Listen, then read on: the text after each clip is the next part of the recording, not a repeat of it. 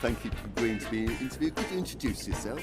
Yes, I'm a retired professor from Germany, from Munich University of Bundeswehr, of Federal Armed Forces, and now I'm making research programs of high interest, my personal interest, together with my colleague and friend Bo Hu, and he is engaged in microeconomics, and I was engaged in social policy and social pedagogy, and so we are happy to be here and to present this paper. And we have decided to come to the two questions. We have decided not to have research programs to lower level, qualified levels or poor people, but to be aware of the conflicts higher educated people have in so-called developed societies. Could you tell me some of those conflicts? What are those conflicts? These conflicts are to adapt in a right and successful manner the rapid change within society, technology, in communication, in political systems, and so on. And we think the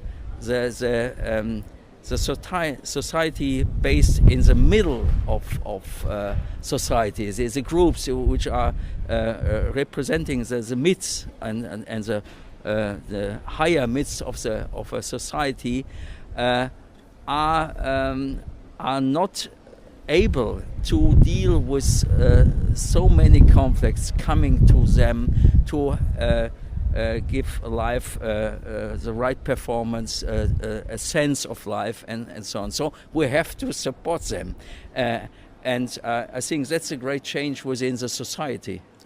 But many people would say, yes, we've got problems with our education systems, but the answer is either more university or better schools. We're seeming to suggest yesterday it's a deeper issue than that.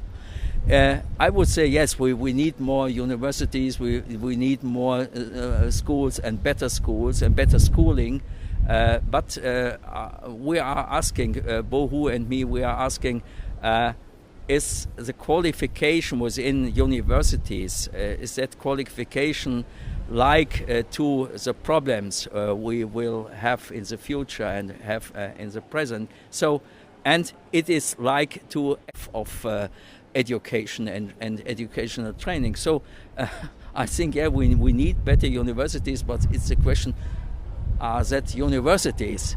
Are they suited? For example, or the higher education, school education, is it a higher education, or is it only a functional advising in functional qualification needed for 5-10 years, and then the people are alone to solve their problems in the nenext decades. And yesterday you started talking about tacit work and tacit jobs. Tell me a little about that. Yeah. Yeah, it's our hobby to have an access to these topics. We think, and the empirical data tell us that we are right. Tacit work is the form of work which will be the future of the society. Most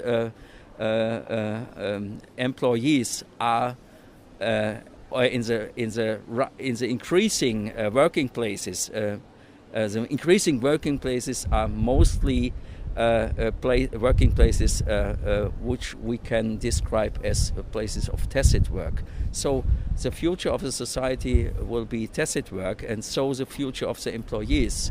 And we think the research, the educational research, the economic research especially too, aren't not aware of this problem increasing within the society. So I mentioned. Can you give me a definition? Yeah. People are going to say, well, what does he mean by tacit work? Tacit work means you you have to be able to have a very widespread professionalized qualification, especially in science, especially in engineering, especially as teachers and so on. And that means this functions can't be controlled enough by machines or automatic processes. So the subjects have a new chance to express themselves within work, and you have to give them the opportunities to do so.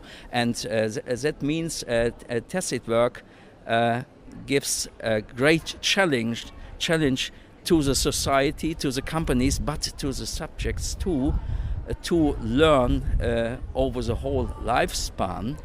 It's not, we don't think it's lifelong learning, but it's learning due to the process as a professional tacit worker. So you have to deal always in a new way with the new environments, economic and technical environments. But Polanyi defined tacit knowledge as knowledge we don't know we have. You seem to be going further. Yes. It's a very functional thinking or definition of tacit work. Yes. So tacit work is based on high school education and on academic education. Yes. So and the demands to tacit work are on a high cognitive level, on a high flexibility in self-expression of a worker, of an employee, and so people maybe have no chance to deal over the whole lifespan enough with these challenges. So we have to change the pedagogical effort to support them in the right manner. I can see where you're coming from, and I think I agree with you. But if you talk to employers, they are still demanding very functional approaches. For the employers, it's a new situation too, because the history of industrialization shows us that it was the interest of the employers to control the workers in all their actions and reactions. And that was a way to more rationalization and automation.